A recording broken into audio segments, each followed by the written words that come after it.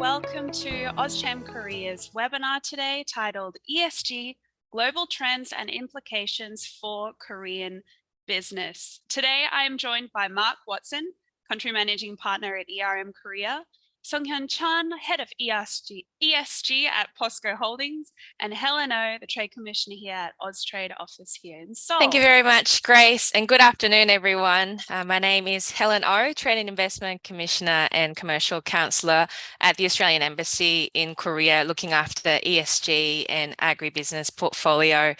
It's my pleasure to be moderating today's webinar. To begin with, I'd like to set the scene with an emphasis on our bilateral relationship. As many of you know, Australia and Korea are natural partners. We are mature, like-minded democracies in Asia. We rely on free trade and the rule of law. We share strategic interests and support our regional partners to grow and prosper. Both Australia and Korea are allies of the US. China is our major trading partner, and we count Southeast Asian nations as our close neighbours. Australia and Korea are strong trading and investment partners, and our economies are highly complementary. Adding to this, some fun figures to paint the picture of this dynamic bilateral trading relationship.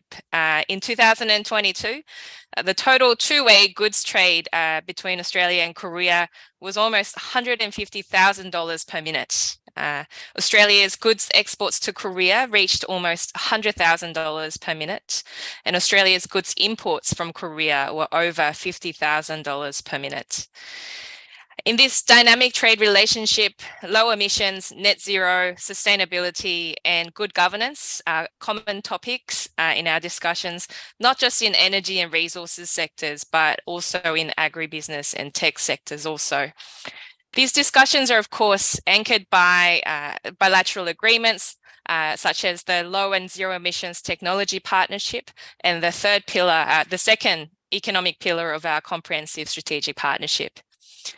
Australia's strengthening partnership with Korea is developing in a very dynamic global operating context as well. Recently, the IPCC panel on climate change launched its latest report on the climate crisis, and the report found that to keep within the 1.5 degrees Celsius limit, emissions need to be reduced by at least 43% by 2030 compared to 2019 levels, and at least 60% by 2035. And the report highlighted that we are in a decisive decade to make this happen. In Korea, a Hangyang survey of 100 largest corporates in Korea found that the environment in ESG, occupied 77% of the company's ESG consideration, largely driven by the Korean government's disclosure requirements on corporate ESG information, as well as institutional investors and supply chain partners' requirements. ESG is a growing consideration for Korean investors, as according to Korea Securities Depository, listed balance of Korean corporate ESG bonds in 2022 reached 174 trillion Korean won. With these things happening in the background, it's a very exciting time to be exploring bilateral business partnership opportunities between Australia and Korea, and between our companies that have joined RE100, that are signatories to the UN Principles for Responsible Investment and Science-Based Targets Initiative and other global initiatives like these. This is why I'm pleased to be introducing the first presenter for our webinar today, Mark Watson, Country Managing Partner at Korea. We are very lucky to have Mark present to us today with over 35 years of experience in the industry. Mark will be presenting on global trends and implications for Korean businesses. Thank you, Mark. Thanks, Helen. Great introduction, appreciate it. Let me share my screen. Well, firstly, I'm very pleased to be with you this afternoon, and thanks to the AustChamKorea for extending the invitation. Thank you, Helen, for moderating, and thank you to Mr. Chon, my colleague at Posco, for sharing the virtual podium this afternoon to discuss I guess what a quite significant, quite important, but challenging issue of ESG management and performance. Very briefly about ERM, we're the world's largest pure play sustainability consultancy. We've been operating for over 50 years, and we have over 7,000 professionals based around the world in 39 countries. I'm very proud to say that we've operated here in Korea for over 20 years, and we have 60 fine colleagues here in the office who are supporting the ESG journeys of both our Korean clients and also international clients, including Australian clients, operating, investing and doing business here in Korea. I'm sure that most of us that have joined today have a fair understanding of ESG and sustainability, but I would like to just touch on those definitions, as they do tend to get used interchangeably, and probably I will do the same even today. But the main theme today that I wanted to cover was the global trends that we're seeing for 2023, and already we're in April. So those that have unfolded and are continuing to unfold this year. And in particular, I wanted to pick up on three in particular, those regarding integration, climate change, and supply chains, and then turn some attention to some of the great work that is actually being completed by Korean businesses that we're working with and that we see out in the market. So firstly, as I said, I'm not going to dwell on this, but I guess that, the concept of sustainability is a term dates back to the 1980s. The United Nations, under Madam Brundtland report, Our Common Future, termed it to be that, meeting the needs of the present generation without compromising the ability of future generations to meet their own needs. And that's a very, very broad and all-encompassing and probably ill-defined term, really. The difference for me between sustainability and ESG is focused, it's definable, and most importantly, it's measurable. And I love the saying that if you can't measure it, you can't manage it. And that's critically important, I think, with environmental, social, and governance issues as we move forward into our common future, and need to disclose our performance based on those. So we need to be able to measure, and I think that's the difference. I've listed there on the right-hand side of the screen some of the key issues that fall into each of those three categories of environment, social, and governance, and they're quite varied, as you see, ranging from biodiversity to anti-corruption. It's a big basket of issues for society and certainly for companies to deal with, to understand, to manage, to report on, and for their shareholders and the stakeholders in the wider community to understand as well. So it's some real challenges. So turning to I guess the global trends, I'm also really proud of the fact that the ERM Sustainability Institute are not a group of consultants. They're actually a standalone group within the ERM organization that is charged with undertaking research, review, and analysis that helps us to understand, define, and communicate ESG issues that in actionable ways that promote conversation and ultimately promote action. And it's our thought leadership platform. They produce each year a global trends report. It's accessible to each of you. Just dial into sustainability.com and you will find it. I encourage you to read. It's actually a really enthralling read. They came up with 10 key themes that I will draw on today. And however, I won't attempt to cover each of them, and I'll just touch on, as I said, those kind of three key ones. But overall, we saw the key themes being integrating ESG, valuing human capital, responding to climate change, safeguarding our natural systems, building sustainable supply chains, enabling sustainable consumption and production, applying technology to sustainability, protecting fundamental human rights, shaping policy and regulation, and moving towards stakeholder capitalism. So again, some very diverse themes within something that's simply captured as ESG. So turning firstly to integrating ESG, what are the things that we're seeing? So globally, we all know and we all see increasing stakeholder demand for corporate action. Governments can make policies and rules and regulations and influence and be hands-on themselves in many areas. But if we're going to achieve these objectives, the corporations of the world need to take action. We're seeing increasing ESG-related regulations to help to drive that and to instill that in the way businesses do their business. And we're seeing increasing disclosure requirements. There are kind of three key themes that are emerging throughout that. We see that corporate ESG activity and disclosure will become more standardized. It's a challenge. It has been and continues to be a challenge to the nature of how we disclose things, the collection of data, how it's measured, how it's managed, and how it's disclosed is still evolving. So that's a challenge. And nature-based disclosure requirements are also increasing.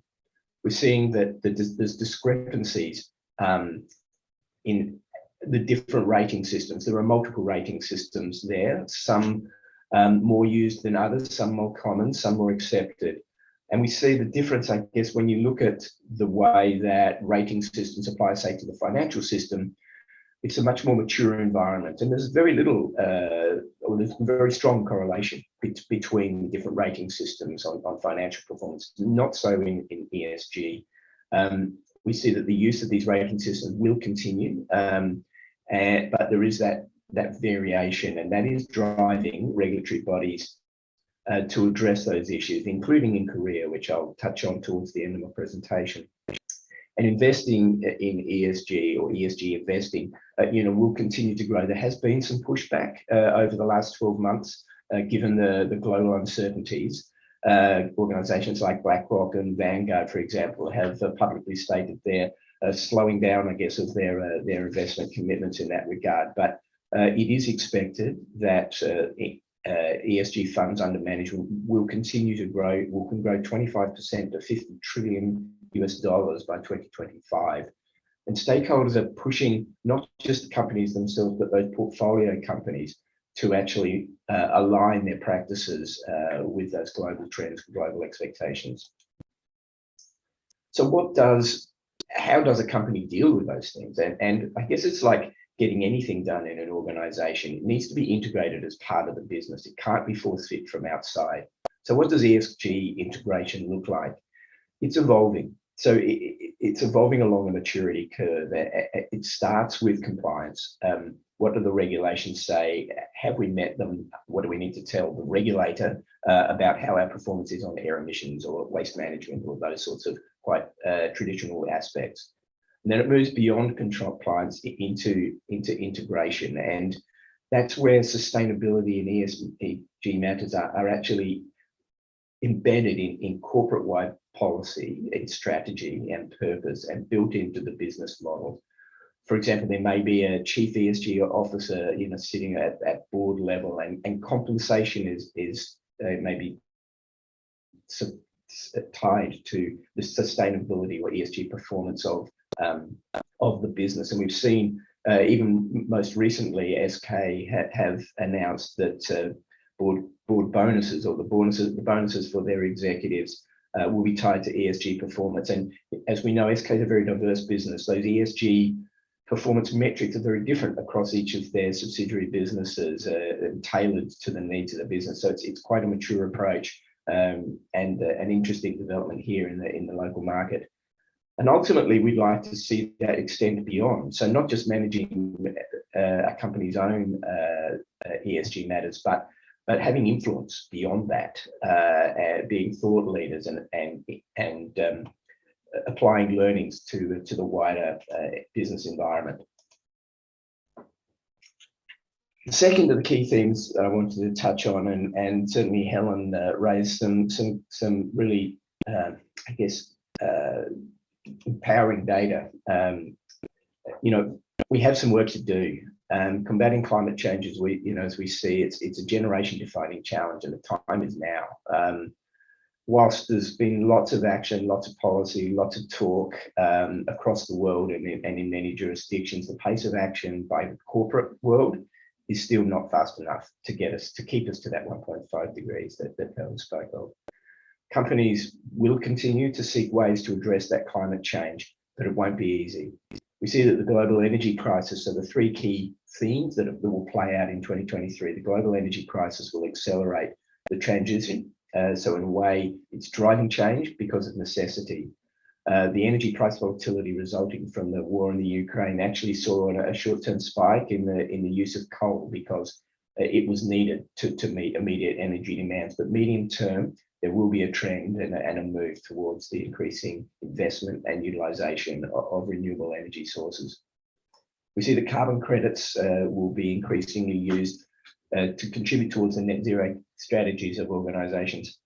And whilst that's criticised by some, that the purchase of carbon credits in the voluntary carbon market is part of a suite of strategies needed to get us to where we need to be.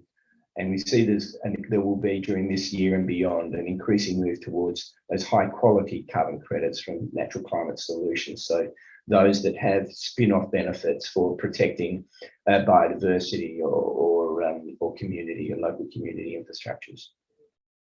We see that the increasing demand for electric vehicles will continue, but it won't be without its challenges. That increasing demand, the energy crisis, unstable supply chains, and questions over the sustainability of some of the raw material acquisitions and transport, etc., will all play into how we solve this problem. But one of the keys will be that we see that the supply chains and the infrastructure may struggle to keep up with the demand. That is changing though, and it's being recognised. The Biden government has given a commitment to increasing charging outlets to 500,000 across the US by 2030, and NL as an organisation have committed to their investment and seeking to install 2 million charging units in the US by 2030 as well. We've seen organisations like SK also commit to investing in that market in the US. Last year was an important year with COP27, and there were a number of debates that came from that will influence the way forward for us. Lots of discussion about the place of natural gas in that transition, and some softening perhaps of some of the intent that was hoped for by many who attended.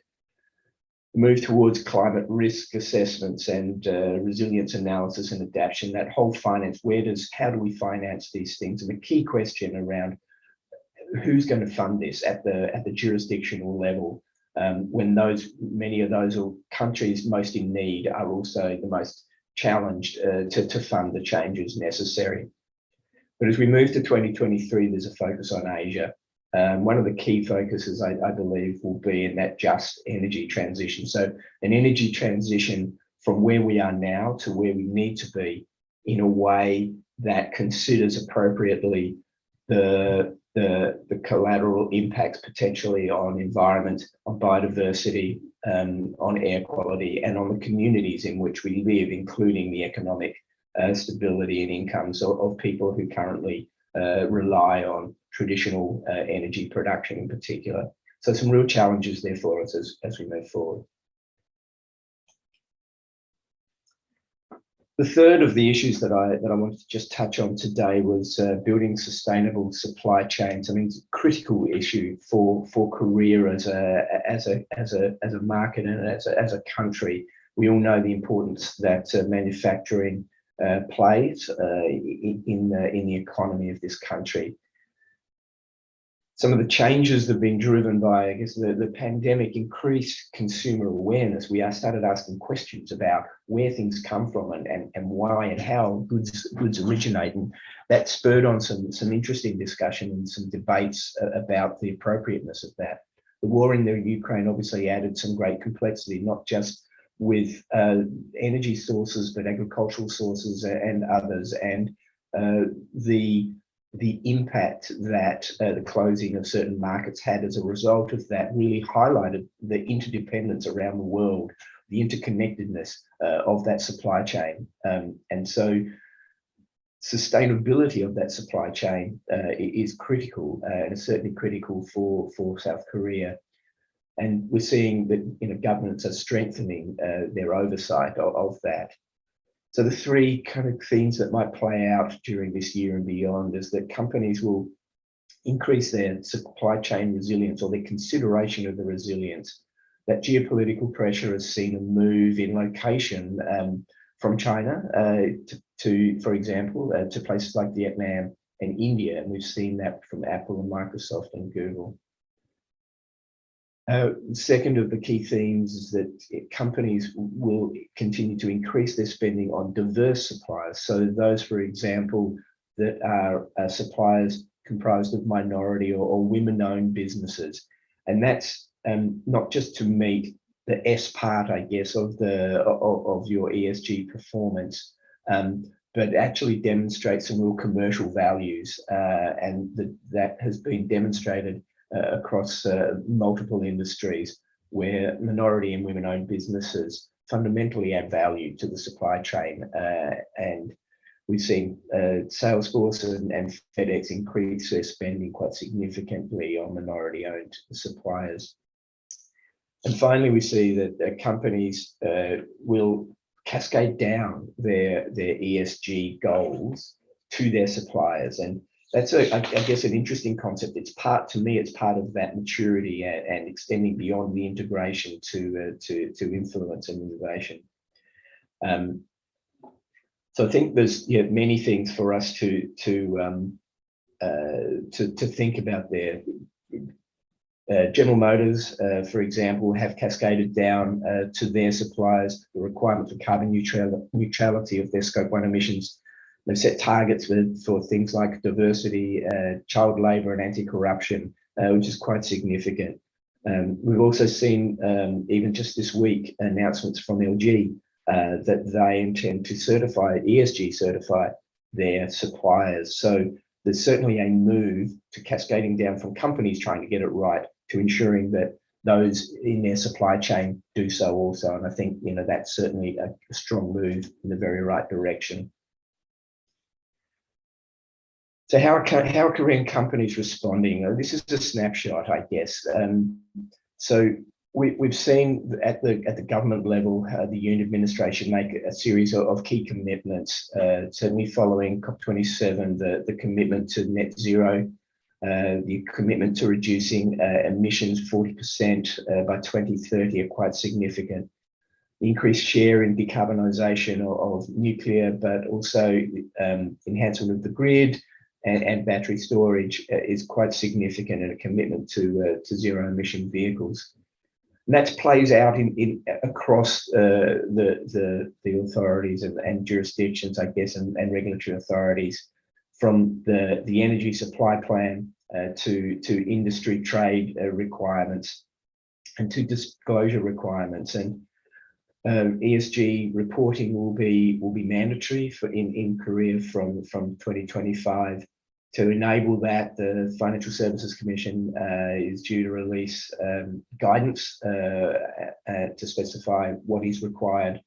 And we've seen already that the FSC has published in translated Korean version in those international standards. So some encouragement, help and support as we head down this journey. But what does that mean for organizations? So we've seen, this is just a snapshot, and it's publicly available information. You can see the references there to various folks' publications and websites. But even across the finance, the manufacturing, the food and bev, the real estate, the petrochem industry, we're seeing some leaders. These are just some. The great thing is that these are only a few of the many, and I think there's a lot to be proud of. And some of the commitments are really quite diverse, just as ESG itself is. So from the Kookmin Bank signing up to the Equator Principles, through to organisations, committing to the RE100 classifications, and and on food and bev, commitment to zero waste and ESG strategies. I'll talk a little bit more about real estate when I get to a couple of case studies. So Helen, I only have a couple of slides to go before I try to wrap up here, just for time's sake. But so we've been very fortunate. I mean, I feel we're very blessed at ERM on the journey that we travel with some of the major corporations and the influence that we have through them. So in 2022, we supported SK Innovations' net zero strategy and scope 3 emissions goal, and the move towards science-based targets for scope 3. A lot of these things, they're not easy, and certainly it required both local and our international colleagues to turn their attention to these kind of challenging topics, but an incredible move forward. We've helped Lotte Chemical to develop their risk management system globally. So that involved a review and analysis of their 20 subsidiary and 20,000 suppliers. And it's driven for them in order to give them access to other markets, Europe in particular. So it's driven by a commercial requirement, but the implications are, it just means good business. One more to go, Helen, and then I'm done. And I wanted to give a couple of real estate examples. We have the team here that supports the LEED certification, which most of you will know is a classification of business on engineering and environmental design criteria. We helped deliver Caramco with the first platinum, 4.1 platinum accreditation, and quite a challenging piece of work for gold certification for IGES in Myeongdong in a multi-use facility, multi-tenanted building. So I guess in a nutshell, our ability as a society and business and corporations to our ability to understand and manage ESG issues is vital to the future of this planet. We expect, and the expectations regarding performance and disclosure are continuing to increase. They will continue to evolve. I've tried to touch on some of those key themes that we're seeing playing out during the course of this year and beyond, and touched on some of the Korean company responses, but we have a long way to go, but I think we're well on the right track. Thank you for your time, really appreciate it. Thank you so much, Mark.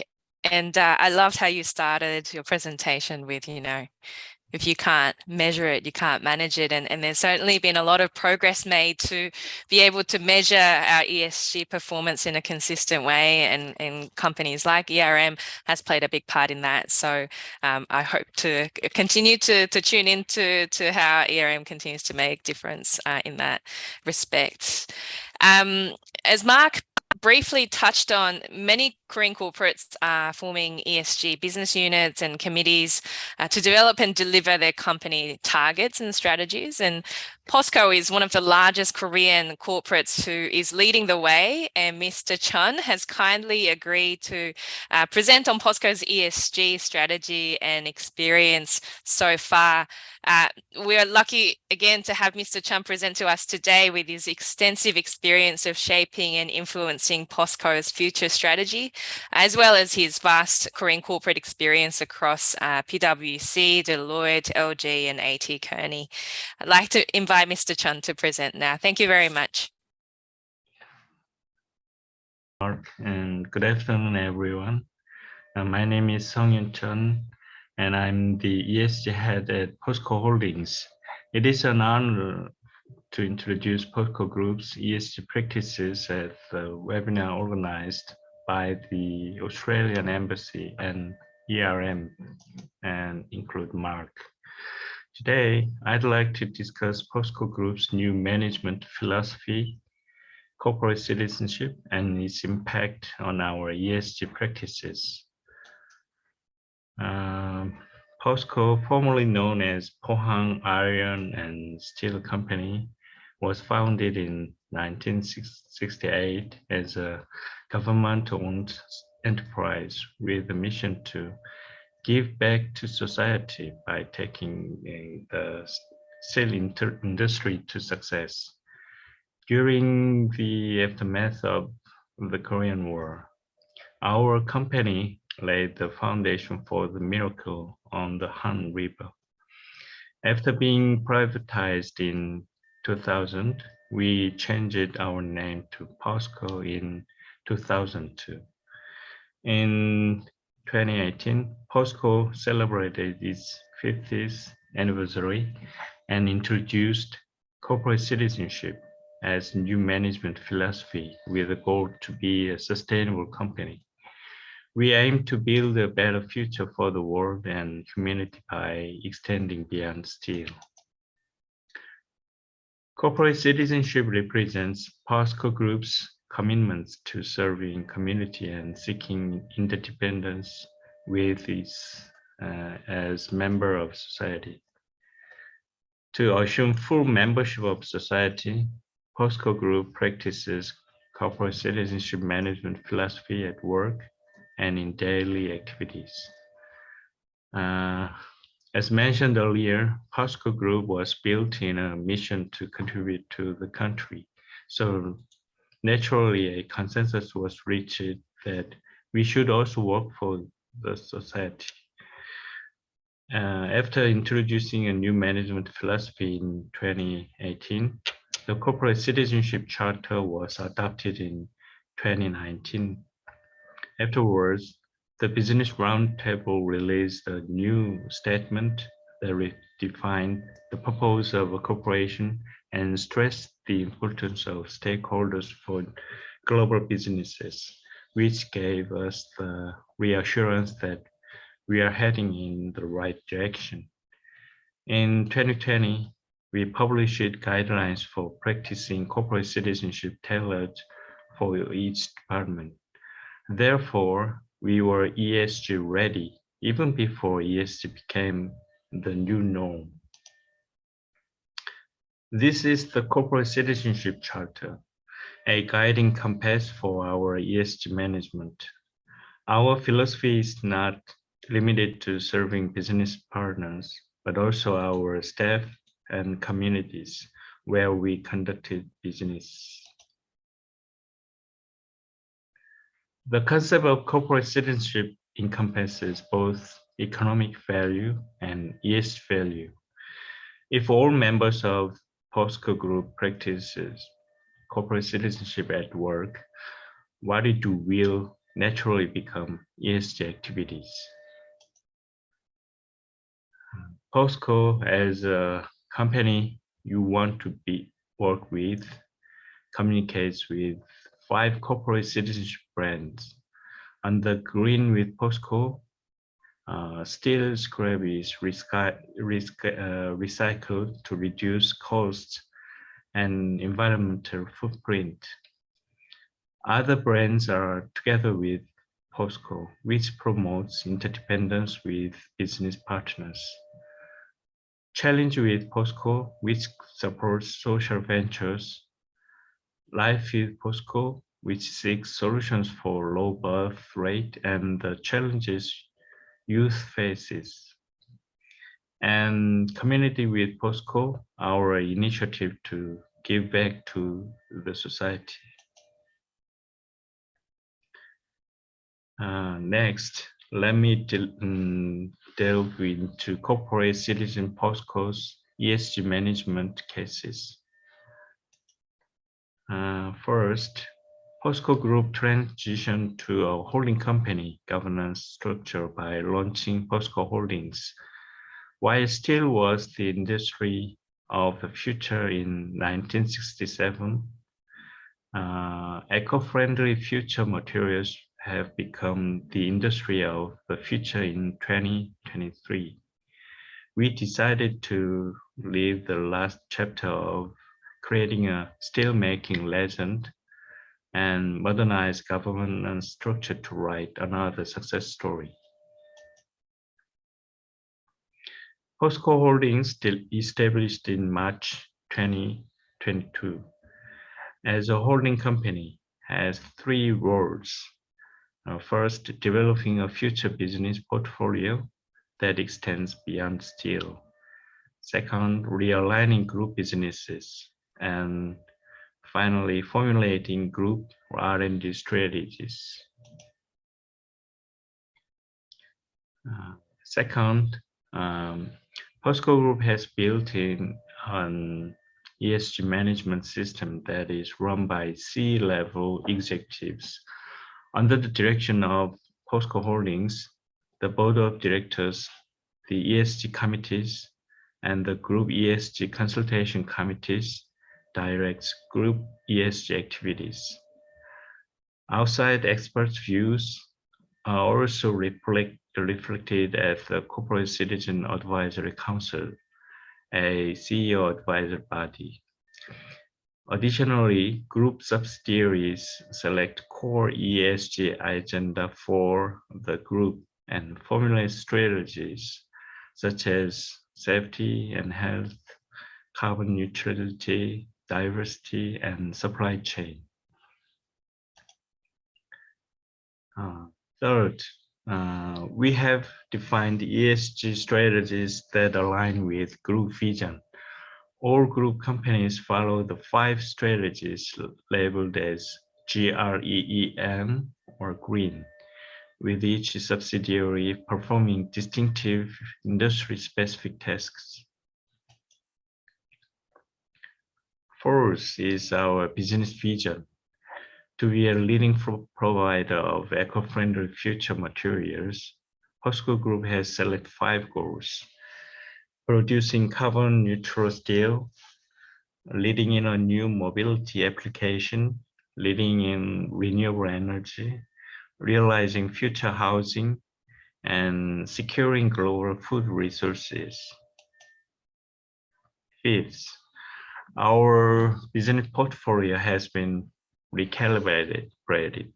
After launching a holding company, our 3 core businesses, such as steel, global infrastructure, and new growth, have been specified into 7 core businesses of steel, secondary battery material, lithium nickel, hydrogen, energy, construction infrastructure, and agri-bio.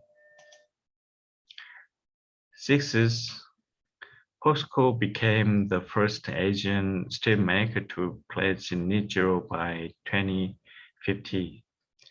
By 2030, we aim to reduce carbon emission by 10% through energy efficiency improvement and electrification.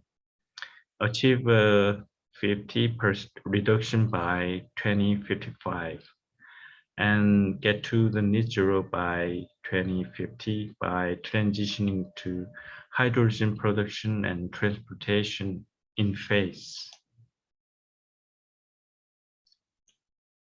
To the steel industry, achieving carbon neutrality is a daunting task.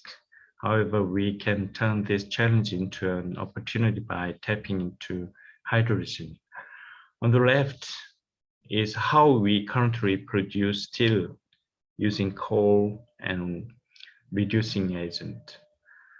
Per 1 ton of steel, approximately 2 tons of carbon dioxide are emitted. On the right is our proprietary Hyrex technology, which is currently under development. Hyrex uses hydrogen instead of coal as a reducing agent, resulting in 0 carbon dioxide emissions. When an investment is proposed, we evaluate it with an ESG impact checklist that asks 10 questions on carbon, water, air, biodiversity, safety, and human rights.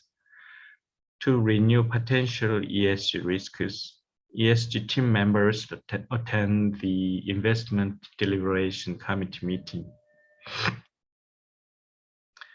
As AustCham arranged today's seminar, I'd like to discuss Posco Group's business cooperation with Australia, our most important partner for ESG management. For Posco Group to achieve net zero by 2050 and practice ESG management, Australia is the most critical partner. That is the reason why when our group CEO met with Prime Minister Albanese, he committed to invest $40 billion by 2040. We cooperate with Australia in 3 areas: steel, rechargeable battery materials, and hydrogen. Firstly, in the steel industry, we plan to work with Hankook to produce and secure HBI. HBI is a raw material essential to producing steel with electric arc furnaces, an eco-friendly alternative to traditional blast furnaces. However, supply of HBI is limited while demand is increasing. Also, renewable energy is needed to produce HBI.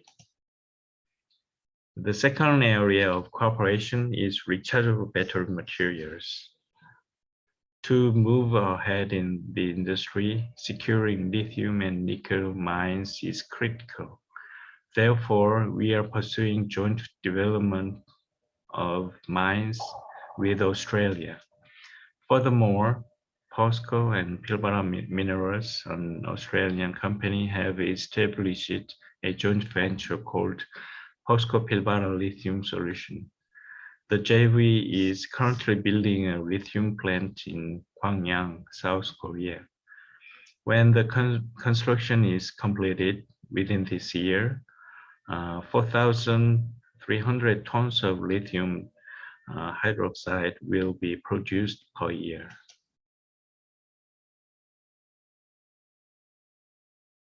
Lastly, we plan to use clean energy such as solar and wind power in Australia to produce HBI, a core ingredient of green steel production.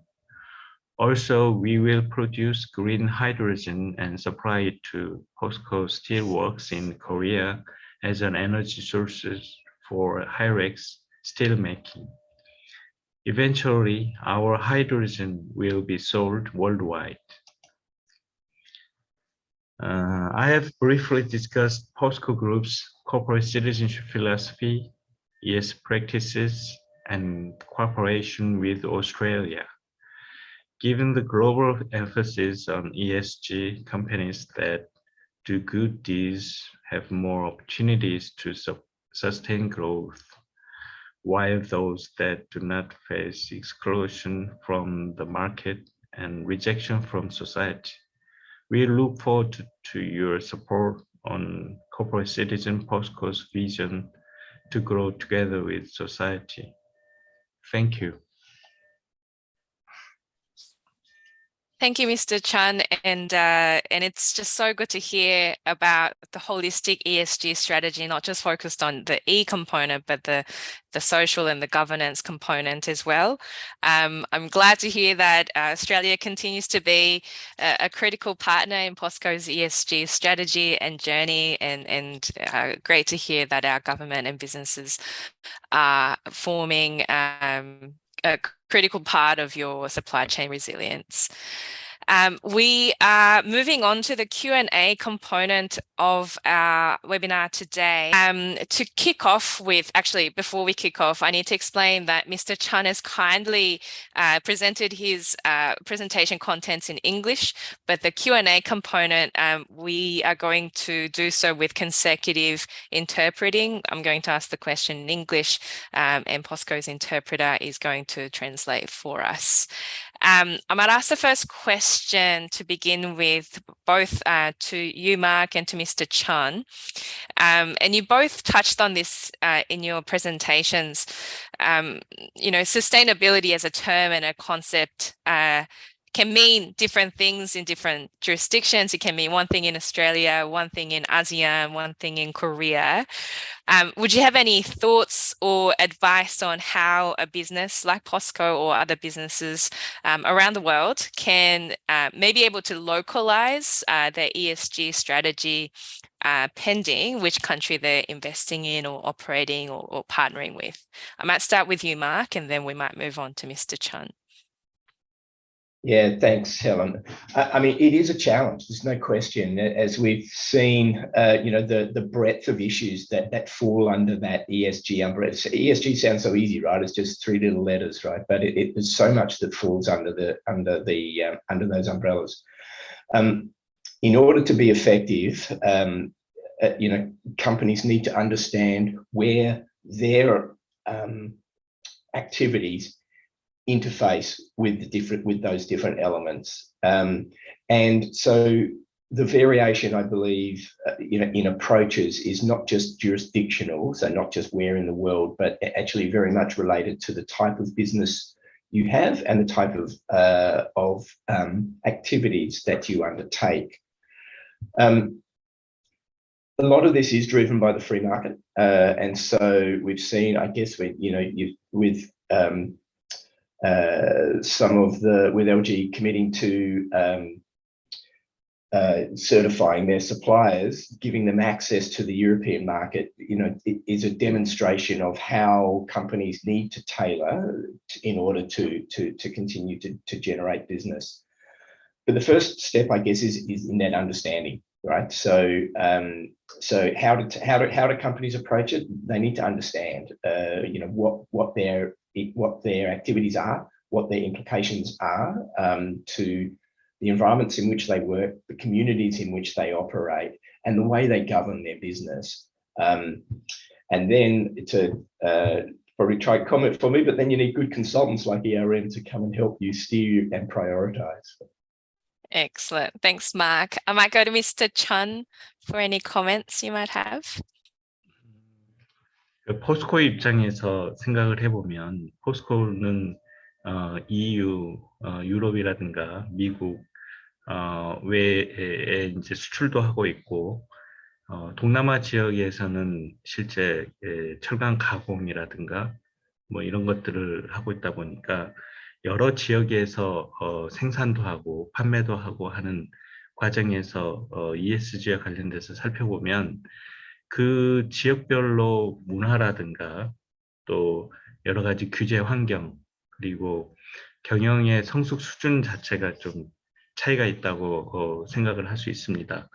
그런 측면에서 보면 현지의 그 규제 상황이라든가 뭐 이런 부분들을 고려하고, 특히 지역사회 또 정부의 수용 수준, 이런 것들을 고려해서 ESG의 기준이라든가 뭐 이런 것들을 균형감 있게 차별화해서 운영할 필요가 있다고 생각을 합니다. 기업 입장에서는 그렇고요. 특히 포스코는 한국이라는 그 중간 수준의 그 중진국에서 선진국을 향해 나가는 그런 입장에서 봤을 때는 여러 계층의 국가들 그리고 현지 지역을 경험해 본 경험들을 기업들하고 또 같이 나눌 수도 있고 그런 장점도 있다고 생각을 합니다.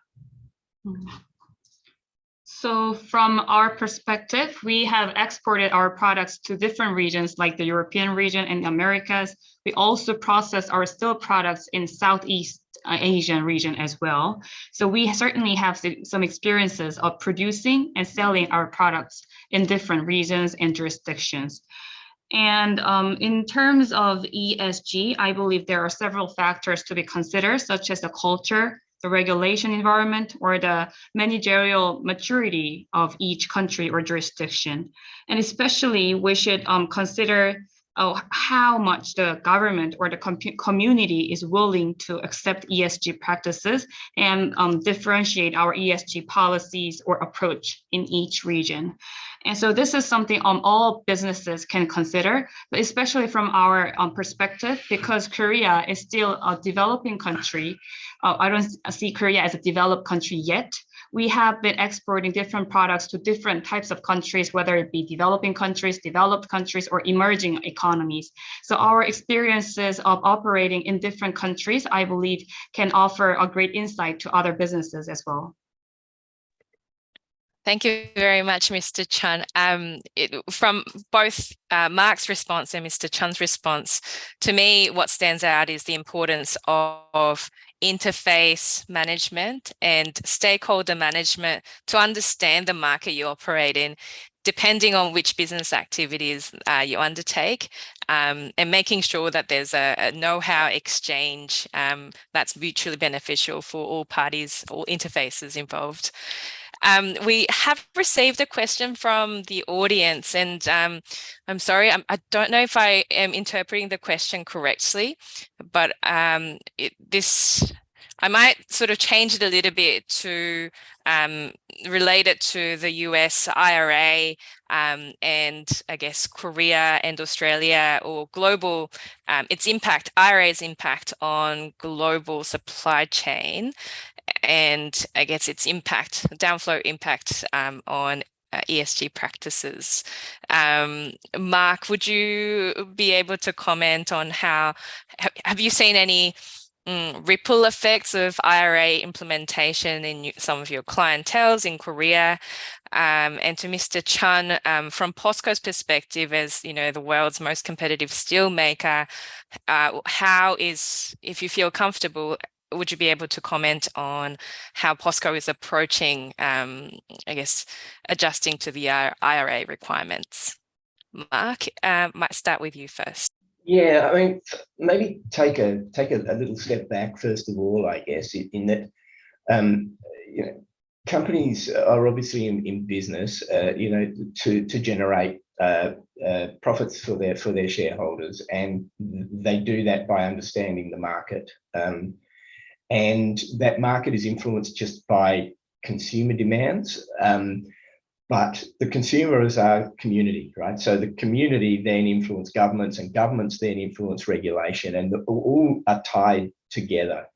And I think, whilst a great believer in the free market driving things, the need for regulation to step up the pace of change in some areas, and we've seen that historically, you know, the need for governments to intervene to set regulations or propose incentives that drive a change that would otherwise take a lot longer to filter through from consumer demand. And we've certainly seen a huge expansion in our business and the support that we're providing to Korean conglomerates investing in ESG related products and services, be they electric vehicles, batteries, battery technology, semiconductors, etc., as a response to IRA.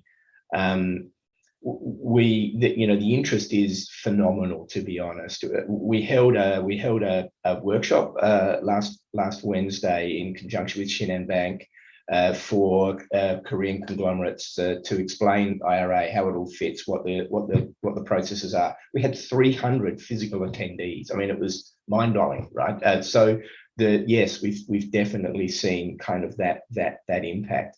And I think before I was here, I was country manager with the RM in Vietnam, and I saw also the impact that regulation can have on driving an agenda. So within 2 years, with the Vietnamese government providing a tariff for renewable energy, they went from having 0 solar electrons and solar generated electrons into the grid to more solar electrons into the grid than Australia in 2 years. And it's based not on the commercial market alone, but on the government making a decision about what was important and how they were going to fund it. So, yeah. Excellent. Thanks, Mark. Mr. Chun, I might hand over to you, and please feel free to customize your answer to a degree that you feel comfortable answering, and also please feel free to take it as a comment as well.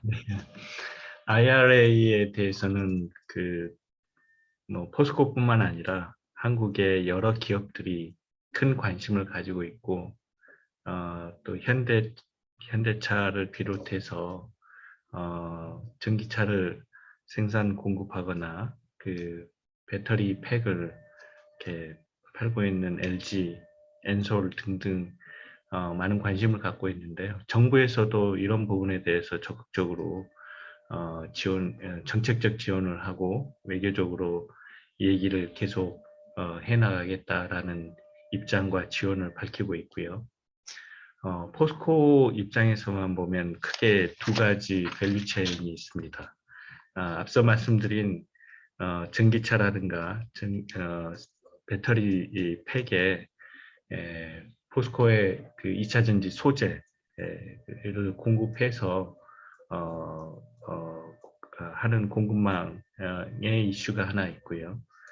또 하나는 우리 스스로가 그 2차 전지 소재를 공급받기 위한 채굴이라든가 또 가공을 위한 소재를 구입하는 뭐 이런 원료 구매선과 관련된 밸류체인 두 가지 이슈가 있는데요. 첫 번째 부분에 대해서는 그 정부하고 저희가 관련한 고객사하고 적극적으로 협의해서 저희가 미국 지역에 전기차 공장을 현대차가 짓거나 LG엔솔이 미국에 진출하였을 때 저희도 같이 공급을 소재 공급을 제대로 할 수 있도록 원산지라든가 이런 부분에 대한 고민이나 전환, 조정 이런 그 계획들을 가지고 함께 공동 대응을 하고 있고요. 소재를 공급하는 원료 공급선 입장에서 보면 호주에 계신 여러 기업분들의 도움이 절실합니다. 그 이전에 공급받던 그 원료 공급 지역 국가에 더하여서 호주라든가 저희가 또 가지고 있는 아르헨티나, 여모 등에서 채굴한 원료들을 한국에 가져와서 가공한다든가 또 호주에서 가공해서 우리가 수입해 한국으로 가져와서 공급한다든가 하는 밸류체인들을 재조정하는 작업들을 하고 있고요. 그런 과정에서 오늘 참여하신 여러 호주 상공인 분들이 함께 협업을 많이 해주시면 더욱 좋겠다라는 생각을 하고 있습니다. So the Inflation Reduction Act is a critical issue for not only Posco, but also other businesses in Korea as well. And it is a serious issue for EV makers such as Hyundai Motors and battery pack producers such as LG Energy Solution. And about this issue, the Korean government has announced that they will make policy support to help Korean businesses deal with this IRA, and they will keep on making diplomatic efforts to talk with the US government. And from our perspective, we have two value chains that will be impacted by this IRA or Inflation Reduction Act. The first value chain is a value chain of EV battery, because we produce secondary battery or rechargeable battery materials for EVs. And the second value chain to be impacted will be the production or the processing of raw materials for such secondary battery materials. And going back to the first value chain, which is the EV battery materials value chain, we are interacting with the Korean government and our clients so that we can better respond to these changes. And one consideration is that maybe we can join hands with automaker to build an EV plant in Americas. And we're also talking with LG Energy Solution about how to supply our materials. So we are looking at options like relocating our production sites to make a joint response.